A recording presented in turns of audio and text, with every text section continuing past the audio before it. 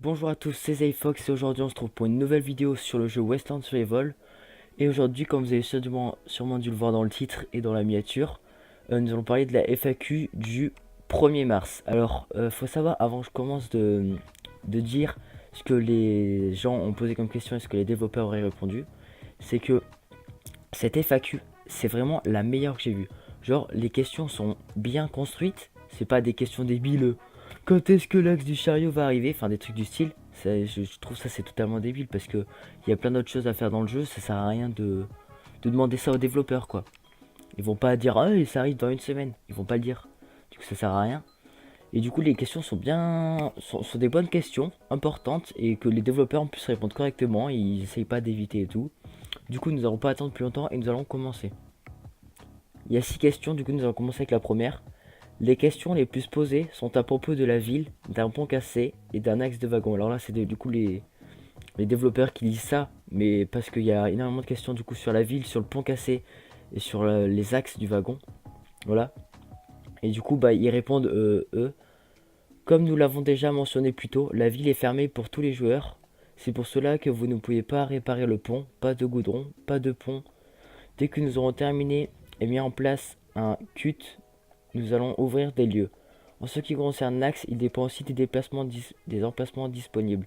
Sans oublier que nous avons besoin de concevoir les mécaniciens de wagons qui ne sont pas encore finis. Alors là, au niveau de la traduction, c'est eux qui ont traduit parce que on peut voir direct la traduction. Enfin, ou alors c'est Facebook, mais voilà. C'est pas net. Enfin, on comprend pas trop. Alors pour la ville, ça on savait que la ville était pas dispo pour tout le monde. Ah, excusez-moi, attendez. Hop, voilà.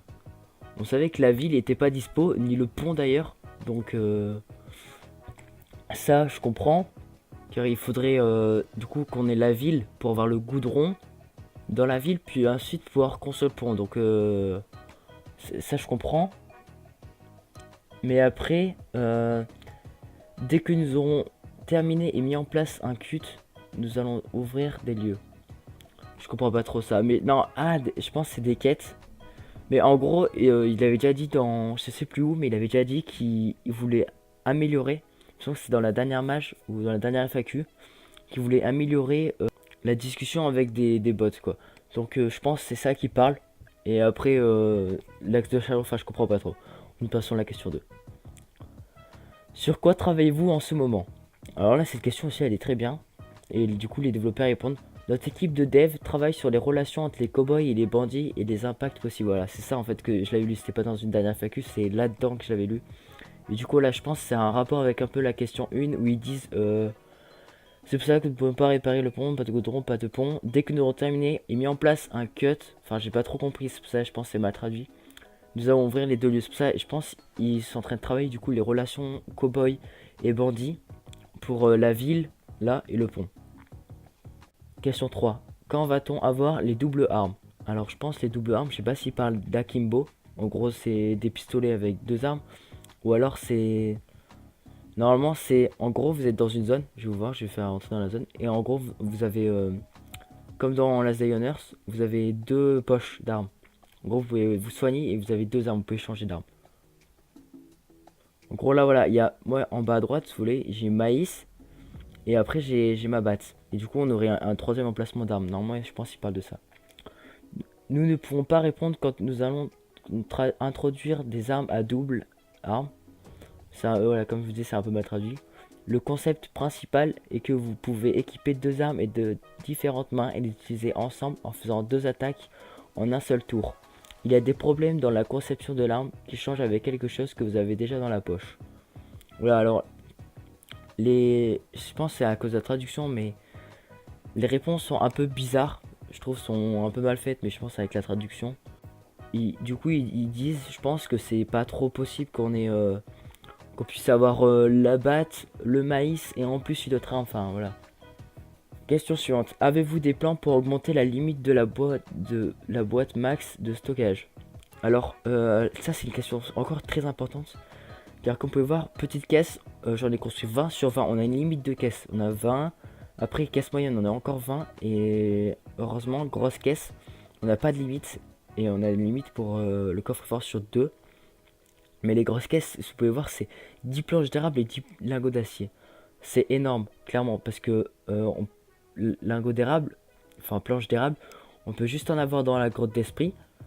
Quand même, c'est assez chaud à faire. Du coup, j'espère qu'ils vont y améliorer. Bon, on voit leur réponse et après on en reparle. Il y a deux designs différents dont nous discutons maintenant. Le premier est juste d'ajuster 5 places supplémentaires partout. Le deuxième est basé sur le stockage de ressources particulières, piles de bûches par exemple, qui ne peuvent être utilisées que pour le stockage des bûches. Ce sujet est toujours en cours de discussion. Alors clairement, moi, 5 places dans chaque coffre, ça me servirait à rien. J'aime pas ça. Car en fait, j'aime bien que mes coffres soient bien rangés. Donc j'aimerais avoir plus de coffres parce qu'il y a au moins pour avoir un coffre pour chaque item. Et du coup, ça c'est pour plus pour la première question, moi, enfin le premier design, moi ce que j'aimerais pas. Et le deuxième design, ça serait c'est dire qu'on aurait des pas, en gros comme ils disent des piles de bûches, comme des établis où on puisse mettre nos bûches quoi. Il me semble que c'est ça, je comprends pas trop. Enfin en tout cas dans la sorte de coffre ou l'établi on pourrait mettre que des bûches quoi. Prochaine question et avant-dernière question. Y a-t-il des plans pour de nouveaux endroits comme le train écrasé, peut-être quelque chose de nouveau dans le nord? Et du coup, ils répondent les développeurs, nous allons définitivement ajouter de nouveaux endroits comme le train ou la fusillade. Alors là, je pense que du coup, ils parlent pas d'un nouvel event car le train et la fusillade sont déjà là, mais je pense plutôt d'un nouvel emplacement. En gros, un emplacement de spawn parce qu'ils spawnent toujours au même endroit, le train et la fusillade. Enfin, au même endroit, genre il doit y avoir 3 spawns et du coup, ils vont essayer d'en rajouter. Je pense que c'est ça. Parce que l'event de train, c'est l'event de train. La fusillade, c'est shoot tout en anglais, enfin, Sage, il me semble. Dernière question. Y aura-t-il un système de compétences, différentes compétences dans le jeu? Alors, comme vous pouvez voir, de toute façon, ils vont le dire, il y a déjà les compétences comme ça, mais je pense qu'ils parlent plus de compétences comme dans Last Day, où il y a par exemple que on puisse s'allonger totalement, des trucs du style.